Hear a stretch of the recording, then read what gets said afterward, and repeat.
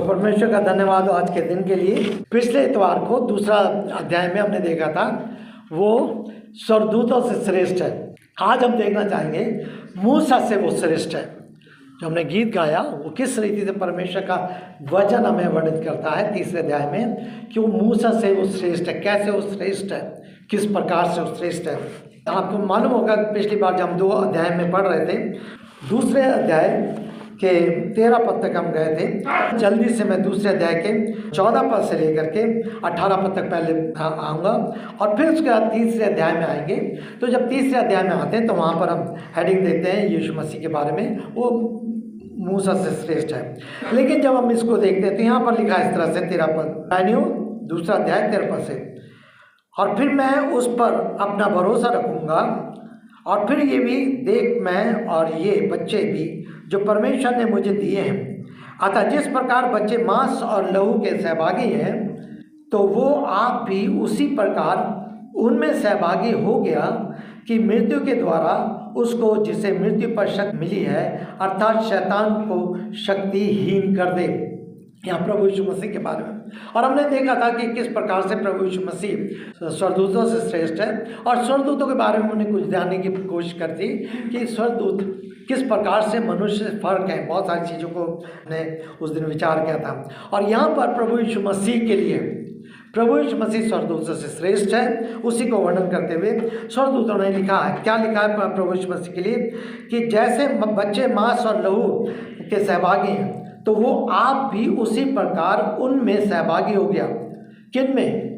वो प्रभु यीशु मसीह के बारे में देखा था कि वो मनुष्य बना, स्वर्गदूतों से कुछ समय के लिए स्वर्गदूतों से कम किया गया, उसने मनुष्य देह धारण किया। हमने देखा था कि किस प्रकार से सबसे पहले स्वर्गदूतों की सृष्टि हुई, प्रभु यीशु मसीह की सृष्टि नहीं हुई। प्रभु यीशु मसीह स्वयं सृष्टि में शामिल था, सृष्टि करने में शामिल था, वो सृष्टि करता है। लेकिन किस रीति से मेरे और आपके लिए वो मनुष्य बनकर कुछ समय के लिए इस संसार में आया कि परमेश्वर के दिए हुए कार्य को पूरा करे, जिसको आज हम फिर से दोहराएंगे। पर उसके उस बलिदान के दौरान, उसके उस मृत्यु में शामिल होने द्वारा उसने क्या करा? सबसे बड़ा काम ये करा कि शैतान को शक्तिहीन कर दिया, शैतान को उसने पराजित किया। कुलुस्सी उसके दूसरा अध्याय और उसके 15 और 16 पद में आप पढ़ेंगे तो वहाँ इस तरह से लिखा हुआ है कि उसने शैतान का खुल्लम खुल्ला ठट्ठा उड़ाया। प्रभु यीशु मसीह ने क्रूस पर शैतान को पराजित किया है। और तब वो 15 पद में कहता है और उन्हें छुड़ा ले जो मृत्यु के भय में जीवन भर दास्तों में पड़े थे। क्यों? सबसे बड़ा शत्रु जो है वो मृत्यु है। पाप की मजदूरी तो मृत्यु है। और मैंने पिछली बार भी बताया था कि मृत्यु हमने कमाई है, ये मृत्यु हमने कमाई है। एक व्यक्ति जो मजदूरी करता है, दिन भर आपके घर में काम करता है, शाम को उसका आप जो कुछ भी पैसा उसको देते हैं वो उसने काम किया इसलिए उसको मिल रहा है। आप कोई एहसान नहीं कर रहे, मैं और आप एहसान नहीं कर रहे। और हमने जो पाप कमाया उसकी परिणाम ये मृत्यु है। परंतु प्रभु का धन्यवाद हो कि प्रभु यीशु मसीह ने अपनी मृत्यु के द्वारा, अपने बलिदानों के द्वारा, अपना जीवन देने के द्वारा, अपने आप को शून्य बनाने के द्वारा, सब कुछ करने द्वारा मेरे और आपको उस मृत्यु से निकाल लिया है। तो वो कहता है क्योंकि निश्चय ही वो स्वर्गदूतों को नहीं परंतु इब्राहिम के वंश को संभालता है। स्वर्गदूतों को संभाले। इब्राहिम का वंश कौन है? पति में हम जब पढ़ते हैं तो इब्राहिम के वंशज को हम देखते हैं किस प्रकार से उत्पत्ति उसके 10 अध्याय 11 अध्याय में नई जनरेशन को देखते हैं। उससे पहले नूह तक देखते हैं कि किस प्रकार से नूह से पहले जितनी भी सृष्टि थी वो सब जल प्रलय के साथ समाप्त हो गई थी, केवल नूह और उसका परिवार बना था। और उसके बाद फिर अब्राहम का जन्म हुआ था। फिर अब्राहम से किस प्रकार से 12 ट्राइब आए थे, गोत्र आए थे और किस प्रकार से संसार में फैल गए। तो कह रहा है तो अर्थात प्रभु यीशु मसीह भी उसी अब्राहम के एक वंशज में शामिल हुआ। वो स्वर्गदूत नहीं था लेकिन उसने संभाला है। इस कारण उसके लिए यह आवश्यक हुआ कि सब बातों में अपने भाइयों के समान बने, जिसके कि वो परमेश्वर से संबंधित बातों में दयालु और विश्वासयोग्य महायाजक हो सके और लोगों के पापों का प्रायश्चित करे। प्रभु यीशु मसीह एक ऐसा महायाजक, आज भी हम थोड़ा सा देखेंगे, और ऐसा में जो दयालु महायाजक है जिसने दया करी मेरे और आपके ऊपर, और दया करने के कारण मुझे और आपको उस पाप से छुड़ा लिया। यद्यपि सच पूछा जाए हमारा जीवन तो दया के लायक नहीं था, लेकिन परमेश्वर ने अपने अनुग्रह के द्वारा, अपनी दया के द्वारा, हमारे धर्म के कार्य, हमारे व्यवस्था कार्य, हमारी रीति विधियाँ, हमारे और सारी चीज़ हमें बचा नहीं सकती थी, हमें पाप से छुटकारा नहीं दिला सकती थी। लेकिन प्रभु का धन्यवाद हो, उसने एक ऐसा कार्य किया, उसने महायाजक बन करके वो प्रायश्चित किया उसने मेरे और आपके लिए। और तब वो कहता है, जबकि उसने स्वयं परीक्षा की दशा में दुख उठाया, किसने? प्रभु यीशु मसीह ने दुख उठाया, तो वो उनकी भी सहायता कर सकता है जिनकी परीक्षा होती है। प्रभु यीशु मसीह स्वयं उस संसार में रह करके हर एक प्रकार से उस दुख में से होकर गया, इसलिए वो मेरे और आपके दुख को समझ सकता है। और इसीलिए पौलुस कहता है पहला कुरिन्थियों का 10वां अध्याय 13 पद में कि तुम किसी ऐसी परीक्षा में नहीं पड़े हो जो तुम्हारे सहने से बाहर है, परंतु वो निकास करेगा, वो तुम्हें उसमें निकास करेगा और तुम्हारी सहायता करेगा, तुम सह भी सको। क्योंकि प्रभु स्वयं सारे दुखों में से होकर गया। वो इस पृथ्वी पर था, वो भूखा हुआ, वो प्यासा हुआ, वो थका, उस पर निंदा की गई, उस पर अपमान किया गया, उसने लोगों देखकर रोया, ये सारी चीज, वो पूर्ण मनुष्य था, अपूर्ण मनुष्य बनकर इस पृथ्वी पर आया। और इसलिए वो मेरे और आपके दुखों और पीड़ा को समझ सकता है, उसका जान सकता है। और मेरे प्रियो, कई बार हम सोचते हैं कि जब हमारे पास दुख आता है, परेशानी आती है, समस्या आती है कि मैं अकेला उसको सामना कर रहा हूँ, मैं अकेला। ऐसा नहीं है। किसी एक लेखक ने एक बहुत अच्छा चित्र बनाया, और उसने चित्र बनाया कि एक व्यक्ति है और वो जा रहा है रेगिस्तान में, और उसके साथ एक दूसरा है, तो 4 पैर दिखाई दे रहे हैं, अर्थात तो बड़ा व्यक्ति एक दूसरे को के साथ साथ चला जा रहा है। लेकिन कुछ देर बाद उसी रेगिस्तान में केवल 2 पांव दिखाई दे रहे हैं, और फिर 2 पांव गायब हो गए, 2 पांव गायब हो गए। तब जिसके पांव गायब हुए थे उसने कहा, हे प्रभु, मैं उस कष्ट में था, उस पीड़ा में था, तू कुछ समय कहाँ चला गया था? मैं अकेले उस रेत में चला जा रहा था, उस बालू में चला जा रहा था, क्योंकि केवल 2 पांव दिखाई देते हैं। उसने उसको कहा, जवाब दिया कि नहीं, जब तो नीचे मेरे साथ चल रहा था, मेरे पाँव को और अपने पाँव को देख रहा था, लेकिन जब तुझे पाँव केवल 2 दिखाई देते थे, तब उस समय मैं तुझे अपने कंधे पर उठाकर ले चल रहा था। मैं तुझे अपने कंधे पर उठाकर ले चल रहा था ताकि तू उस पीड़ा से बच सके, तू उस क्लेश से बच सके। अर्थात इसीलिए तू केवल 2 पाँव को देख रहा है। वो 2 पाँव तेरे नहीं थे, वो 2 पाँव मेरे थे। और मेरे प्रियो, परमेश्वर ऐसा परमेश्वर है, जब हम किसी भी पीड़ा में, दुख में, क्लेश में, विपत्ति में, बीमारी में, संघर्ष में, किसी भी स्थिति, घटी में, कमी में, प्रभु हमारे साथ रहता है। और इसीलिए उसने कहा है कि मैं जीवन के अंत तक तुम्हारे साथ बना रहूँगा। 14 पद से लेकर के 18 पद तक मेनली मुख्य बात यह है कि प्रभु यीशु मसीह मनुष्य बनकर मेरे और आपके लिए इस संसार में आए। उसने पीड़ा सही, दुख सहा, सब कुछ सहा, और दया और के कारण, अपनी दया के कारण उसने पूरी रीति से मेरे और आपके लिए अपने आप को एक महायाजक के रूप में बलिदान पूरा किया, और अब हम उसके बन सके हैं। अब तीसरे अध्याय में जब हम आगे पढ़ते हैं, तो तीसरे अध्याय में इब्रानियों 3:1-19, यहाँ पर मूसा से श्रेष्ठ प्रभु यीशु मसीह है। और इस अध्याय में बार बार मूसा का शब्द आया है, और हम आज देखना चाहेंगे जल्दी से कि मूसा से किस प्रकार से प्रभु यीशु मसीह श्रेष्ठ है, किस प्रकार से मूसा से प्रभु यीशु मसीह श्रेष्ठ है। इस अध्याय को हम 2 भागों में बांट सकते हैं। पहला भाग है 3 अध्याय का 1 पद से लेकर 6 पद तक, यीशु की मूसा से तुलना है। दूसरा भाग है 7 पद से लेकर के 19 पद तक, अविश्वास के प्रति चेतावनी है, वार्निंग है। अगर हम देख रहे हैं प्रभु यीशु मसीह सबसे श्रेष्ठ है, तो हमारे जीवन में अविश्वास नहीं आना चाहिए, बल्कि हमारे जीवन का विश्वास और बढ़ना है, और प्रभु यीशु मसीह में हमारी निर्भरता होनी है, और उसको निकटता से जानना है, और उसके साथ बने रहना है। तो ये बहुत ही स्पष्ट रूप से वो करता है यीशु मसीह। और तुलना में अब पहला पद, इसलिए पवित्र भाइयों, तुम जो स्वर्गीय बुलाहट में सहभागी हो, यीशु पर ध्यान दो। पहली बात, यीशु पर ध्यान दो। मुझे और आपको, यदि मैंने और आपने प्रभु यीशु मसीह पर विश्वास किया है, तो मुझे और आपको हर समय यीशु पर ध्यान देना है, उसकी ओर ताकना है। हमारी दृष्टि प्रभु यीशु मसीह की ओर लगी रहनी। कई बार हम अपने लिए प्रार्थना करते हैं अपने कई सारे विषयों के लिए और तुरंत हमें उत्तर नहीं मिलता, लेकिन प्रभु ऐसा परमेश्वर है जो सुनता है, अपने समय के अनुसार उत्तर देता है और हमारी दृष्टि निरंतर प्रभु यीशु मसीह की ओर लगी रहनी चाहिए। मैंने शायद पहले ही बताया होगा, एक बार आपने कई बार देखा होगा जो सड़क के किनारे तमाशा करते हैं, तार बांध देते हैं और बच्चे उसमें चलते हैं, आगे पीछे करके चलते हैं। ठीक इसी प्रकार से एक रस्ते में 3 जन थे, फैक्ट्स वास्तविकता, फीलिंग भावनाएं, फेथ बीच में है, आगे फैक्ट तथ्य है, सबसे पीछे फीलिंग्स है, भावना है। 3 चीज़ें हैं, फिर से कह रहा हूँ। और वो तीनों रस्सी पे जा रहे हैं, वो रस्सी बंधी हुई है, बीच में फेथ विश्वास है, सामने फैक्ट है, तथ्य है, पीछे फीलिंग भावना है। जब तक ये फेथ, जब तक ये विश्वास उस फैक्ट की ओर दृष्टि कर रहा है, सामने की ओर देख रहा है, वो चलता चला जा रहा है। लेकिन जैसे वो पीछे फीलिंग्स में जाता है, पीछे मुड़कर फीलिंग्स की ओर देखता है, भावना की ओर देखता है, वो लड़खड़ा जाता है। क्या कहना मतलब है? हमारा जीवन निरंतर उस तथ्य की ओर लगा रहना, दृष्टि लगा रहना। हमारा विश्वास तथ्य क्या है? प्रभु यीशु मसीह तथ्य है। प्रभु यीशु मसीह मनुष्य बनकर स्पेसिफाई है। उन्होंने मेरे और आपके लिए अपने आप को बलिदान किया, वो मारा गया, गाड़ा गया, तीसरे दिन जी उठा। उसने मेरे और आपके पाप को क्षमा किया।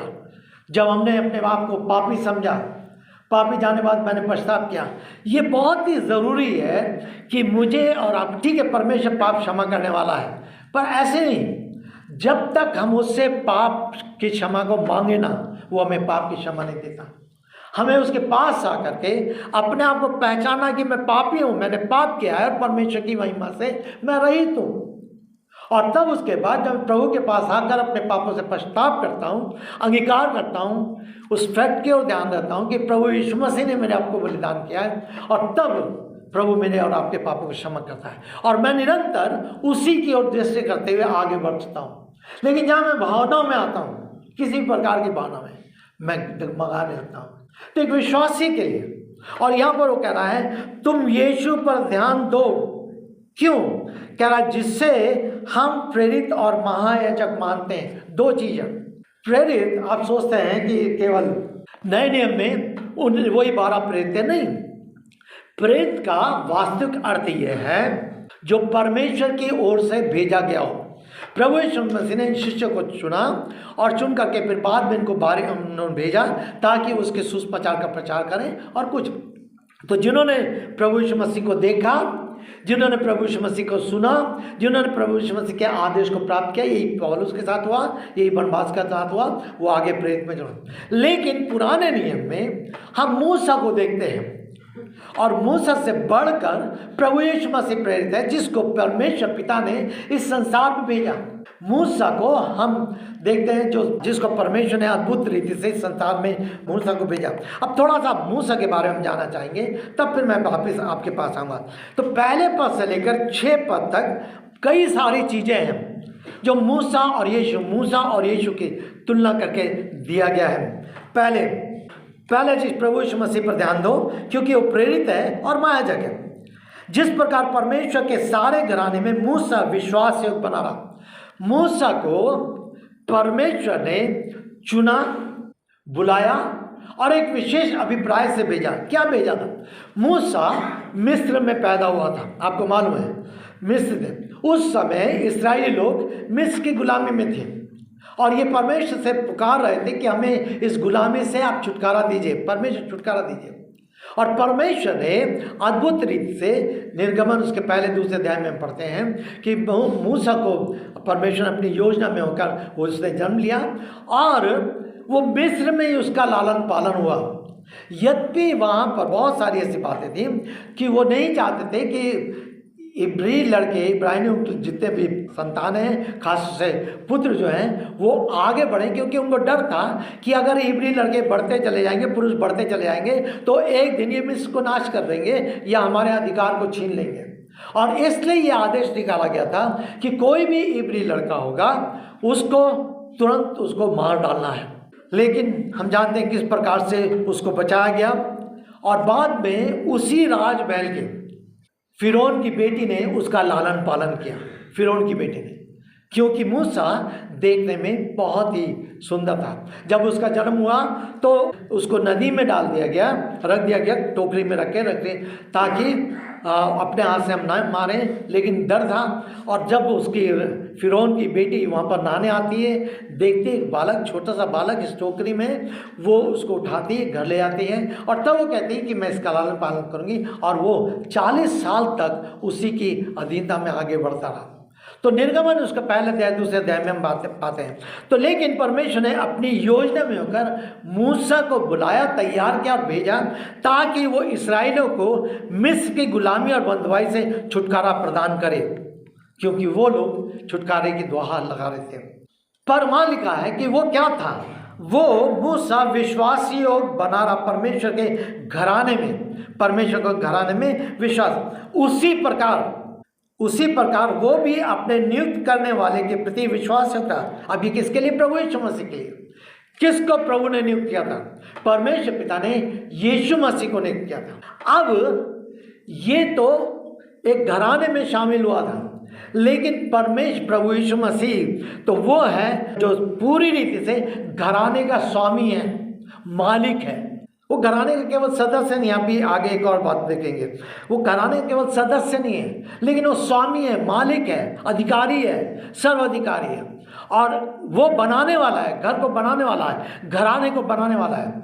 मूसा को एक जिम्मेदारी दी गई थी, लेकिन प्रभु यीशु मसीह तो सबश्रेष्ठ है, मूसा श्रेष्ठ है। और वहाँ पर तब वो कहता है तीसरे पद में, जैसा घर का बनाने वाला घर की अपेक्षा अधिक आदरणीय होता है, वैसे यीशु भी मूसा की अपेक्षा बढ़कर महिमा योग समझा गया।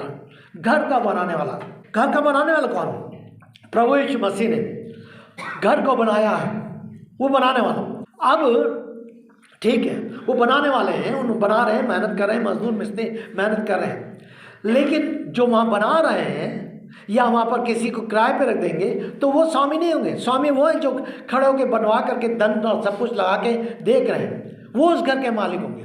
प्रभु यीशु मसीह केवल सेवक नहीं रहा, मूसा तो एक सेवक रहा, मूसा को तो एक जिम्मेदारी दी गई, मूसा को एक रिस्पॉन्सिबिलिटी दी गई, लेकिन प्रभु यीशु मसीह तो स्वयं स्वामी है। वो कहता है वैसे यीशु भी मूसा की अपेक्षा कहीं बढ़कर महिमा योग्य समझा गया। मूसा की महिमा को तो हमने केवल इस तरह से देखा कि उसने उन इस्राएलियों को छुटकारा दिया है, उन्होंने उस इस्राएल को छुटकारा दिया, परमेश्वर के दिए हुए कार्य को पूरा किया। लेकिन किसके कहने के अनुसार, किसकी योजना के अनुसार, किसके स्वप्न के अनुसार? मैं बार बार कहता हूँ कि कलीसिया प्रभु यीशु मसीह का दर्शन, जो पहले से एक दर्शन जो जगत की उत्पत्ति के पहले से है, वो है। और परमेश्वर जो भी कार्य कर रहा है आरंभ से, जो भी हम देखते चले आ रहे हैं, वो उसी की ओर लेता चला जा रहा है। और ये निर्गमन की पुस्तक में जब मूसा को हम देख रहे हैं तो मूसा ने उनको थोड़े समय के लिए टेम्परेरी छुटकारा दिलाया है, उनका जीवन पूरी रीति से बदला नहीं है, व्यवस्था सदी। इसीलिए मैंने पहले कहा था सबसे पहले दिन कि जब हम इब्रानियों की पत्री को पढ़ते हैं तो 4 बातें हमें ध्यान में रखनी चाहिए कि जो लोग यहूदी परिवार से प्रभु यीशु मसीह में आए थे, उनसे ये यहूदी लोग बार बार कहते थे, हमारे पास याजक है, तुम्हारे पास याजक कहाँ है? हमारे पास मंदिर है, तुम्हारे पास मंदिर कहाँ है? हमारे पास बलिदान है, तुम्हारे पास बलिदान कहाँ है? हमारे पास व्यवस्था है, तुम्हारे पास व्यवस्था कहाँ है? ये 4 प्रश्न बार बार उनसे करते थे, और यही 4 प्रश्न का उत्तर पूरी इब्रानी की पत्री में दिया गया है अलग अलग रीति से। और तब उन्होंने कहते थे, नहीं, हमारे पास याजक है, महायाजक है, वो प्रभु यीशु मसीह है हमारे पास मंदिर है, परमेश्वर ने हमारे जीवन को, हमारे हृदय को मंदिर बनाया। तुम परमेश्वर के मंदिर हो, और जो तुम में वास करता है वो परमेश्वर, वह हम पहले कृत्य में देखते हैं। हमारे पास बलिदान है, सबसे बलिदान है। तुम तो वो बलिदान की बात करते हो जो तुम्हारे को पाप क्षमा नहीं करता, बार बार तुम्हें आना पड़ता है, लेकिन हमारा वो बलिदान प्रभु यीशु मसीह जो एक बार बलिदान हुआ और उसने हमारे पापों को हमेशा हमेशा के लिए क्षमा प्रदान कर दी। जो कोई इस पर विश्वास करता है। तुम व्यवस्था की बात करते हो, लेकिन हमारे पास तो व्यवस्था का देने वाला है। व्यवस्था परमेश्वर ने दिया है मूसा के द्वारा। हमारे पास तो वो है जो व्यवस्था का देने वाला था, स्वयं प्रभु यीशु मसीह है। और इन चारों चीज़ का उत्तर ये लोग इस प्रकार से देते थे, और उन्हीं चीज़ों को पूरा इब्रानी में समझाया गया है। अब यहाँ पर तो कह रहा है कि मूसा से प्रभु श्रेष्ठ है। 23 बात 4 पद में, प्रत्येक घर किसी न किसी के द्वारा बनाया जाता है, परंतु सब कुछ का बनाने वाला परमेश्वर है। ये जो घर की बात हो रही है, वो परिवार की बात हो रही है, ये उस घर की बात है। वो एक उदाहरण दे रहा है किस प्रकार से इस कौम को, इस्राएल कौम को मिस्र की बंधुआई से निकाल करके परमेश्वर के परिवार में होकर आगे ले जा रहा है, और किस प्रकार से वो विधियाँ दे रहा है जिससे आगे बढ़ते चले जाए। और आपको मालूम है, जब हम पुराने नियम में देखते हैं तो पुराने नियम में बहुत सारे ऐसे स्थल हैं जहाँ पर कलीसिया का चित्रण है, कलीसिया का चित्रण है। इसीलिए मैंने कहा था कि जो दूसरा भाग है वो अविश्वास के प्रति चेतावनी है, और कलीसिया का भी कुछ रूप दिखाया गया है। तो वो कहता है परमेश्वर के सारे घराने में मूसा तो सेवक की भांति विश्वास से गुना। मूसा केवल सेवक है, उसको एक जिम्मेदारी दी गई है थोड़े समय के लिए कार्य पूरा करने के लिए, लेकिन वो उसमें भी वो विश्वास रहा है कि उन बातों का साक्षी जो जिनका वर्णन बाद में होने वाला है। 6 पद, परंतु मसीह तो पुत्र के सदृश है, परमेश्वर के घराने का अधिकारी है। मूसा उस तरह से पुत्र नहीं था, प्रभु यीशु मसीह संसार में पुत्र बनकर आए। परमेश्वर ने जगत से ऐसा प्रेम किया कि उसने अपना इकलौता पुत्र दे दिया, ताकि जो कोई उस पर विश्वास करे वो नाश ना हो परंतु अनंत जीवन पाए। वो पुत्र बन करके, इकलौता बेटा बन करके इस पृथ्वी पर आया, उसने अपने आप को बलिदान कर दिया। प्रभु यीशु मसीह मूसा से श्रेष्ठ है। मूसा घर का सेवक है, तो प्रभु यीशु मसीह घर के एक अधिकारी है, स्वामी है, उनके पास सब कुछ है, सारी चीजें। और तब वो कहता है यदि हम अपने विश्वास को, तब वो कहता है अपने विश्वास और आशा को, गर्व को अंत तक दृढ़ता से थामे रहते हैं, तो हम उसके घराने हैं। ये चीज़ है, मैंने उस इलिस्ट्रेशन को आपको बताया, फेथ, फैक्ट और फीलिंग। यदि हम अपने विश्वास और आशा के गर्व को, ये परमेश्वर ने हमें घमंड दिया है, हम हमारे लिए वो घमंड नहीं जो संसारिक रीति शारीरिक रीति हमारे अंदर था, हम इस बात पे गर्व करते हैं। इज़ेकिएल में कहता है यदि कोई गर्व करे तो इस बात से गर्व करे कि वो प्रभु को जानता है, परमेश्वर को जानता है, और हम प्रभु का धन्यवाद करते हैं। मेरे प्रियो, यदि आपने प्रभु यीशु मसीह को अपना व्यक्तिगत प्रभु और उद्धार करके जाना है, ग्रहण किया है, तो आपके अंदर भी गर्व उत्पन्न होना चाहिए। लेकिन अगर नहीं है तो आपको पश्चाताप की ज़रूरत है, आपको क्षमा मांगने की ज़रूरत है, आपको अपने जीवन को प्रभु के हाथों में सौंपने की ज़रूरत है, और उसको अपना स्वामी और अपना प्रभु करके स्वीकार करने की ज़रूरत है। लेकिन वो कहता है अपने विश्वास और आशा, ये चीज़ें जो हमारे जीवन, वो कह रहा है अंत तक दृढ़ता से थामे रहते हैं। अंत तक कब तक? जब तक वो ना आ जाए, या जब तक हम इस संसार से ना चले जाए। या तो हम इस संसार से पहले चले जाएंगे, या प्रभु यीशु मसीह उससे पहले आ जाए। हम नहीं जानते कब प्रभु यीशु मसीह का आना हो, कल आ जाए, अगर जब तक, लेकिन जब तक प्रभु ने हमें जीवन दिया है, हमें उस विश्वास को, उस आशा को आनंद के साथ, दृढ़ता के साथ थामे रहना है। हमें पहली बात प्रभु यीशु मसीह की ओर ध्यान देना है, दूसरी बात उस विश्वास को और आशा और गर्व के अंत तक दृढ़ता से थामे रहना है। और वो कह रहा है हम ही उसका घराना है। तब 7वें पद में मूसा का लालन पालन मिस्र के राजभवन में 40 वर्ष तक महल में रहने के पश्चात वो 40 वर्ष तक जंगल में रहा। मालूम है आपको, जब ये मूसा बड़ा हुआ और 2 भाई आपस में लड़ रहे थे, और मूसा ने उनको देखा, तो मूसा ने उसको एक को मारा और बालू में दबा दिया। और जब फिर दूसरे भाइयों को देखकर भी लड़ाई हो रही थी, जब मूसा वहाँ पर गया तो उन्होंने कहा अच्छा तूने जैसे उसको मारा था तो सोचा मैं भी मार लेगा। अब मूसा डर गया। मूसा ने कहा इसका पहले वो सोचा था किसी ने नहीं देखा, अब उसको पता चला लोग देख लिया और ये मेरी बात पहुँच जाएगी, और तब वो वहाँ से महल से निकल के चला गया। उसको ये अधिकार मिला था, उसको कहा गया था तो इस महल में रहे, सारी तेरे सब कुछ सुविधा मिलेगी, सब कुछ होगा, लेकिन उसने उसको स्वीकार नहीं किया। महलों में से रहने की जगह उसने जंगल में रहना स्वीकार किया, महलों का विश्राम की जगह जंगल में रहना स्वीकार किया। वो सारा ठाट और बाट और जो कुछ विद्या खाना पीना उसे तिरस्कारा, क्योंकि जान गया था परमेश्वर की योजना क्या है, परमेश्वर ने उसको कैसे भुलाट दी थी। जब हम निर्गमन, इसीलिए मैं कह रहा हूँ पहले दूसरे तीसरे अध्याय को आप पढ़ सकते हैं। लेकिन यहाँ पर उसके बाद 80 वर्ष में जब आयु में था तब वो बुलाया गया कि इस्राएलियों की अगुवाई करे और उन्हें मिस्र से छुड़ाकर कनान में प्रवेश कराए। उस समय वो बुलाया गया, परमेश्वर ने उसे व्यवस्था दी और उसने मिलाप वाले तंबू तक समस्त व्यवस्था, सामाजिक एवं आत्मिक सब नियम दिए जिसे मूसा और इस्राएली लोग पालन करें। परमेश्वर ने जो व्यवस्था के साथ नियम दिए गए थे, उसमें आत्मिक नियम थे, उसमें सामाजिक नियम थे, उसमें घराने के नियम थे, सारे नियम थे जिनको पालन करना था उसके साथ। लेकिन वो आगे चलकर हम देखते हैं कि वो जंगल में रहते ही उसकी मृत्यु, जब उसने इन लोगों को निकाला। मूसा, अब कुछ बातें जो पुराने नियम और नए में थे। पहली बात, जब इस्राएल लोग मर रहे थे तो परमेश्वर ने मूसा से कहा तू एक ऊंचे पर एक सर्प बना, और जब जब लोग सर्प देखेंगे वो, क्योंकि सर्प डर रहा था तो वो बच जाएंगे। सर्प एक ऊंचा उठाएगी, गिनती उसके 21 अध्याय 4 से 9 पद में। लेकिन यूहन्ना वर्णन करता है 3 अध्याय 14 पद, यीशु स्वयं ऊंचा उठाया गया, वो क्रूस की ओर दृष्टि करा। जिस तरह से पुराने नियम में उस ऊंचे पे सर्प था, उसको देखकर लोग बचे। अब एक क्रूस परमेश्वर ने दी है जो ऊंचे स्थान पर बनाई गई, जिसको देखकर लोग बच सकते थे। मूसा को परमेश्वर ने प्रतिदिन 40 साल तक मन्ना दिया, जिससे वो खाकर तृप्त हुए रोज रोज। लेकिन उस मन्ना को बचा नहीं सकते थे वो, अगर वो दूसरे दिन के लिए रखते तो सड़ जाता। पर परमेश्वर उनको प्रतिदिन ताजा और अच्छा मन्ना देता था, जिससे वो खाकर आगे बढ़े।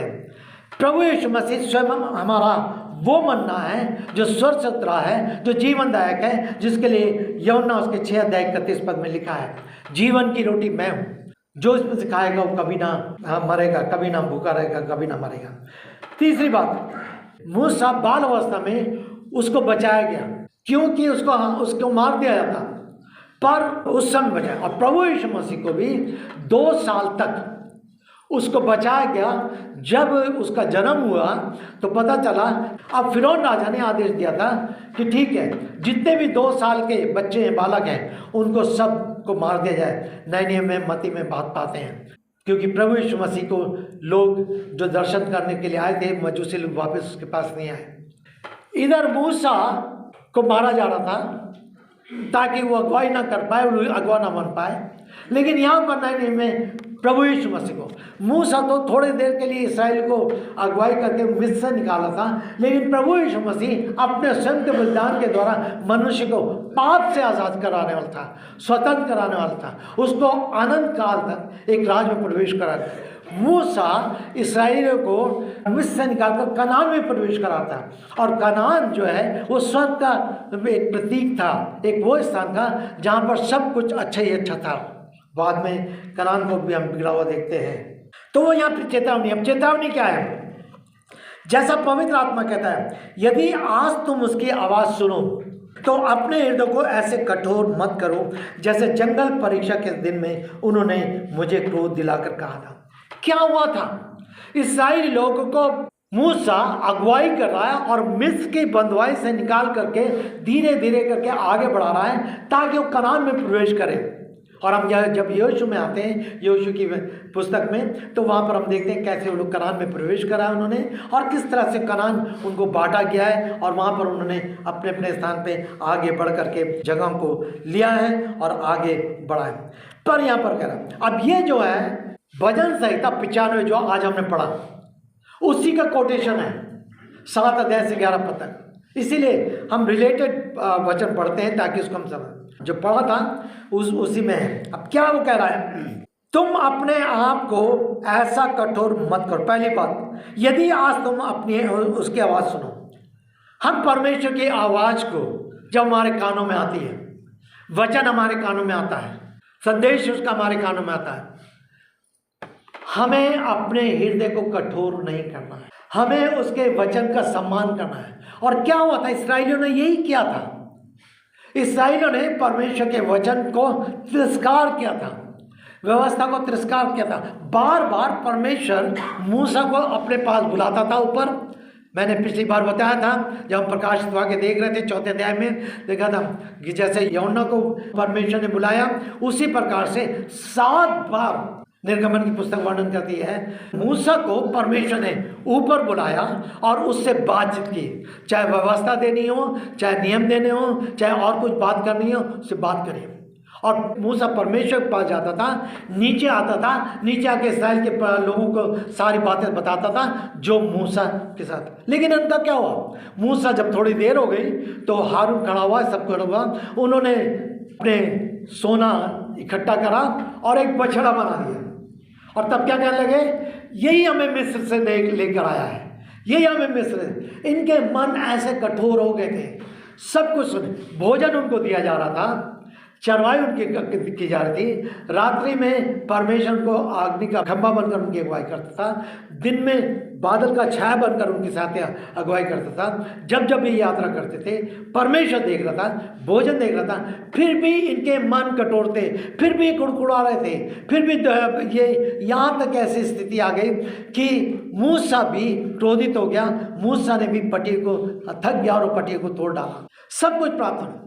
वो कह रहा है, उदाहरण दे रहा है कि अपने हृदय को ऐसा कठोर मत करो जैसे जंगल में परीक्षा के दिन उन्होंने क्रोध दिला के। क्या हुआ वहाँ तुम्हारे पूर्वजों ने जांच कर मुझे परखा और 40 वर्ष तक मेरे कार्य देखे। कितने वर्ष तक? 40 वर्ष तक मेरे कार्य देखे, दिन और रात मैं तुम्हारा साथ बना रहा। मूसा के द्वारा मैं तुम्हें अपने आप को प्रकट करता रहा, सब कुछ प्रकट किया, शिक्षा दी, भोजन दिया, रक्षा की, शत्रुओं से बचाया। जब लोग शत्रु आक्रमण कर रहे थे उनसे तुम्हें विजय दिलाई। समुद्र आया, समुद्र से पार कराया, फिरौन के पीछे पड़ा, उसकी सेना को नाश किया, तुम्हें विजय दिलाई, सब कुछ कराया। लेकिन तुम्हारे मन कठोर थे, तुमने उसका अनादर किया। मेरे प्रियो, मुझे और आपको सावधान होना है। हमारे हृदय परमेश्वर के वचन के प्रति कठोर नहीं होने। कितनी बार प्रभु हमारे से कुछ बात करता है लेकिन हम थोड़ा सा रेक करते हैं, उसके बाद भूल जाते हैं। और परिणाम क्या हुआ? 10 पद में, अतः मैंने इस पीढ़ी से क्रोधित होकर कहा, इनके मन सदा भटकते रहते हैं और इन्होंने मेरे मार्गों को नहीं पहचाना। तब मैंने अपने क्रोध में शपथ खाई, वे मेरे विश्राम में प्रवेश न करने पाएंगे। अगर पहला ग्रंथी उसका 10वां अध्याय पढ़ेंगे तो यही वर्णन वहाँ पर है। और प्रेरितों का काम उसका 7 अध्याय जब वो प्रचार कर रहा है, स्तिफनुस जिसको बंद करके मार दिया गया, तो वहाँ पर भी उसने इस बात का जिक्र किया है।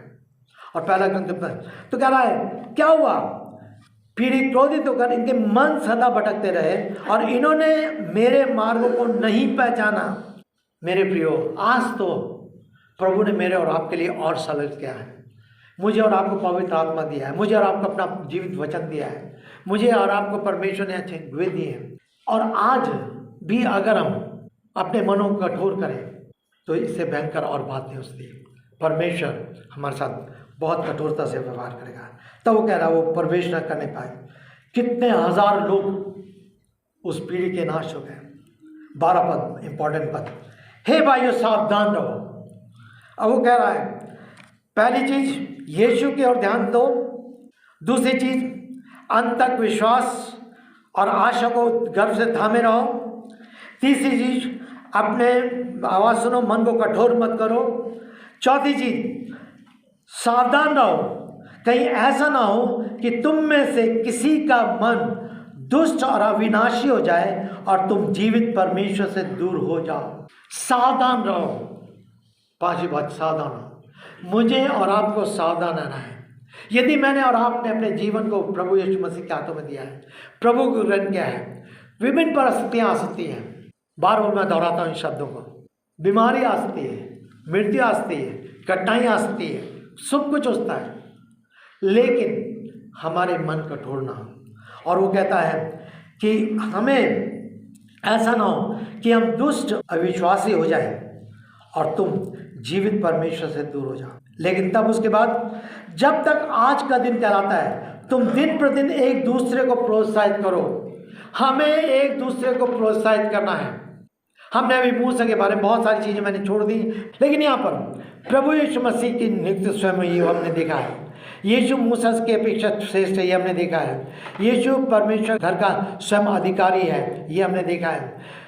मूसा के बारे में व्यवस्था विवरण में लिखा है कि मूसा सब लोगों में सबसे ज़्यादा नम्र था और विश्वासी। अगर आप व्यवस्था विवरण उसका 8 अध्याय पढ़ेंगे, 2-3 पद में मूसा के गुणों के बारे में लिखा है, लेकिन उसके बारे में यहाँ चेतावनी दिया है। तब उसके बाद वो कहता है प्रोत्साहन, हमें एक दूसरे को प्रोत्साहित करना है, प्रतिदिन एक दूसरे को प्रोत्साहित करो, कहीं ऐसा ना हो कि तुम में से कोई व्यक्ति पाप के छल में पड़कर कठोर हो जाए। एक विश्वासी का कार्य है दूसरे विश्वासी के लिए उसको उठाना है, उसको संभालना है, उसको प्रोत्साहित करना है। हम प्रार्थना के द्वारा, एक दूसरे से बातचीत करने द्वारा, एक दूसरे दो शब्द कहने के द्वारा हम एक दूसरे को प्रोत्साहित करते हैं। हमारी प्रार्थना है। और विश्वासी, क्योंकि कहीं मेरे अंदर भी निर्बलता है, कहीं उसके अंदर भी निर्बलता है, वो भी गिर सकता है, मैं भी गिर सकता हूँ, और मैं अपने आप को बहुत अधिक मजबूत ना समझूँ। हमें एक दूसरे को संभालना है, क्योंकि हम एक उस परिवार के लोग हैं जो परिवार अनंत समय तक साथ रहेगा, अर्थात कलीसिया, विश्वासी। और वो इसलिए कह रहा है कि हम एक दूसरे को प्रोत्साहित करें। अगर ऐसा नहीं होगा तब 14 पद में, यदि हम अपने प्रथम भरोसे पर अंत तक दृढ़ता से स्थिर रहते हैं, प्रथम भरोसे पर, जिस दिन हमने सच्चाई के साथ उसको अपना प्रभु और उद्धारकर्ता स्वीकार किया था। क्यों किया? हमने उस पर भरोसा रखा था। विश्वास और भरोसा बहुत अलग बात होती है। एक और उदाहरण दूंगा मैं आपको। एक नदी थी और नदी में के ऊपर इसी तरह का एक तार बंधा हुआ था, रस्सी बंधी थी तार के लिए एक छोर से, और जो एक तमाशा दिखाने वाला, जो भी दिखाने वाला जो था, वो वहाँ से चढ़ता और उस रस्सी पे यहाँ से लेकर के पूरा पार करता, और नीचे बहुत गहरी नदी थी और लोग देखकर ताली बजाते थे, लोग ताली। अब उसने पूछा लोगों से, क्या तुम विश्वास करते हो मैं इसमें जा सकता हूँ? हाँ करते। तुम विश्वास करते हो कि तुम पार हो जाओगे? हाँ पार हो जाएंगे, विश्वास कर। आओ चढ़ो। जब उसने कहा आओ चढ़ो, तब क्या हुआ? किसी को भरोसा नहीं था। विश्वास तो कर रहे हैं, भरोसा निर्भरता को दिखाता है। हम अपने आप को परमेश्वर के हाथों में छोड़ देते हैं। हम अपने आप को परमेश्वर, जब हम विश्वास की परिभाषा को देखते, बहुत सारी चीजें हैं विश्वास के बारे में। विश्वास हमारे जीवन में बहुत कुछ काम करता है, और यहाँ वो सिखाना चाह रहा है, ये मुझे और आपको सिखाना चाह रहा है कि हमें किस प्रकार से। वो कह रहा है प्रथम भरोसे पर अंत तक, जिस समय आपने प्रभु को पाया था, कैसे आपने, हाँ वो मेरा उद्धार करता है, उसने मेरे पापों की क्षमा किया है, उसने मुझे नया जीवन दिया है, उसने मुझे पाप से छुड़ाया है, उसने मुझे आशा दी, तरह तरह बात। लेकिन धीरे धीरे धीरे धीरे विश्वास तो है, लेकिन भरोसा कम होता जा रहा है। हम ये भरोसा करते हैं कि जो लोग परमेश्वर से प्रेम करते हैं उनके लिए सारी बातें मिलकर भलाई को उत्पन्न करती हैं, चाहे वो कैसी स्थिति क्यों ना हो। मेरे प्रियो, भरोसा नहीं, हम कितना अधिक अपने जीवन के लिए, अपने भविष्य के लिए परमेश्वर पर निर्भर रहते हैं। तब वो कहता आगे चल करके, अंत तक स्थिर रहते, तो हम मसीह के भागीदार बन गए। मसीह के भागीदार, अब हम प्रभु यीशु मसीह के, चाहे उसका राज है, चाहे उसकी आशीष है, जो कुछ में हम उसके भागी हो गए हैं। हम उसके साथ हैं क्योंकि हम उस पर निर्भर हैं, और इसलिए वो अपने सब कुछ को हमारे साथ बांटने के लिए, शेयर करने के लिए, देने के लिए तैयार है, तत्पर है। उसमें कहीं गड़बड़ नहीं है, वो कभी पीछे नहीं हटता है, वो कभी पीछे इनकार नहीं करता है। लेकिन मेरे प्रियो, मुझे और आपको अपने जीवन को देना है, और मैंने और आपने यदि प्रभु यीशु मसीह को अपना व्यक्तिगत उद्धार करता स्वीकार किया, कितना अधिक दिन पर दिन मैं प्रार्थना करता हूँ, प्रार्थना, प्रभु मेरे विश्वास को बढ़ाइए। प्रेरितों के जो शिष्य उसके साथ थे, कई बार ऐसी परिस्थिति आई जब वो कुछ देख करके उनका विश्वास डगमगाया। उन्होंने कहा प्रभु हमारे विश्वास को बढ़ा, हमारे विश्वास को बढ़ा। मुझे और आपको अपने विश्वास के लिए प्रार्थना करना है, प्रभु हमारे विश्वास को थामे रहे, विश्वास को बढ़ाइए, चाहे कैसी परिस्थिति हो, क्योंकि आपने हमें चुना है, आपने हमें अपनी बनाया है, आपने अपने राज का वारिस बनाया, आप वो स्वामी हैं। मूसा तो केवल थोड़े समय के लिए हुआ था, वो तो जंगल में उसकी मृत्यु हो गई, लेकिन आपने तो मृत्यु में से विजय पाई है, आप जी उठे हैं और जी उठने द्वारा आप मूसा से श्रेष्ठ ठहरे हैं और आपने उस दुष्ट शैतान को पराजय करा है। और मैं आप पर भरोसा करता हूँ। ठीक है, मूसा की कुछ शिक्षाएं हम उनको मानते हैं, पर वो व्यवस्था के अनुसार नहीं।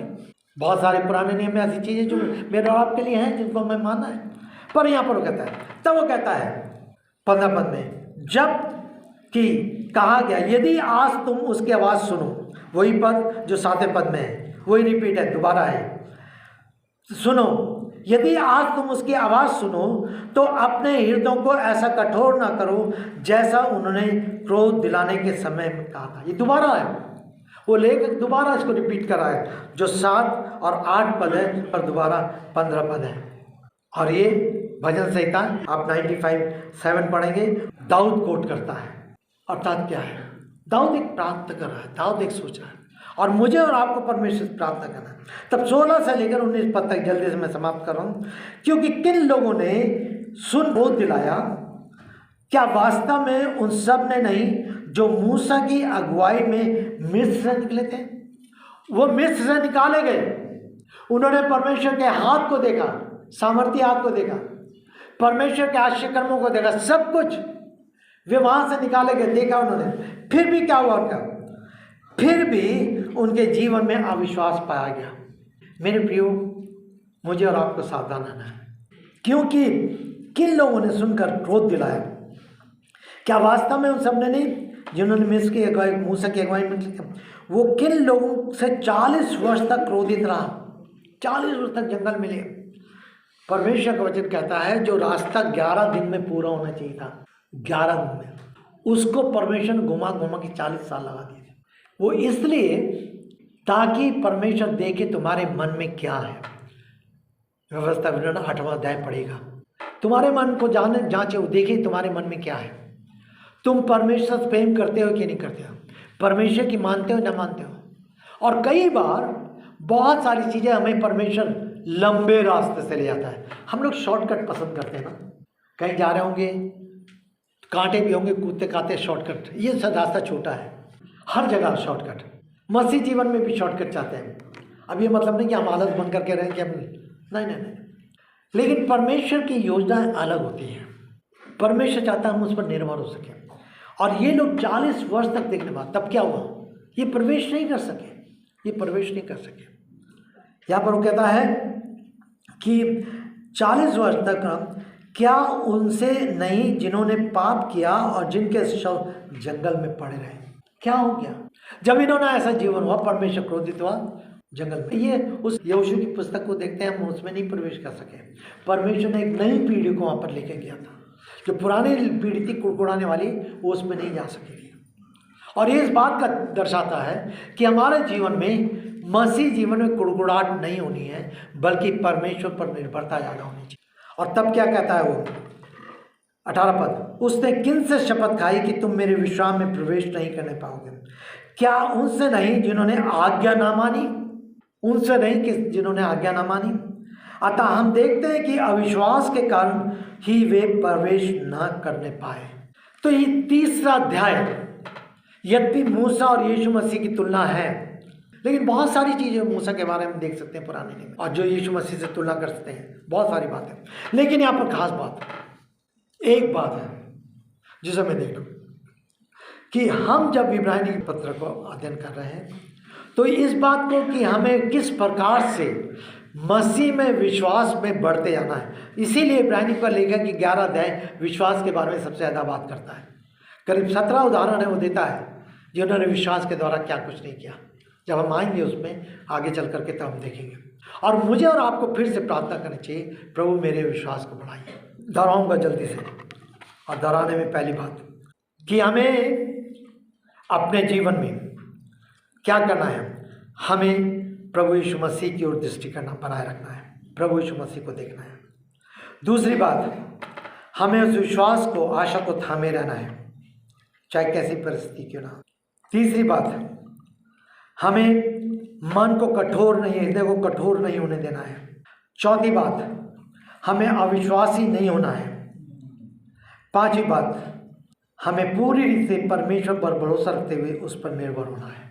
पूरी रीति परमेश्वर भरोसा रखते, और ये कहना चाह रहा है अब कंक्लूजन, हे यहूदियों, जो तुम लोग इस बात की बात करते हो, तुम सुन लो।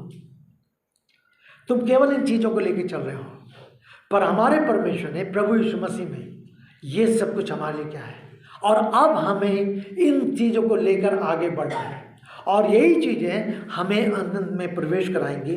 वो कहता है, अतः हम देखते हैं कि अविश्वास के कारण ही वे प्रवेश न करने पाए। हमें अविश्वासी नहीं होना है, हम विश्वास करके उस पर निर्भर होकर के उस स्थान में प्रवेश करेंगे जो उसने हमारे तैयार किया है। प्रभु मेरी और आपकी सहायता करें। आइए हम प्रार्थना में जाएं।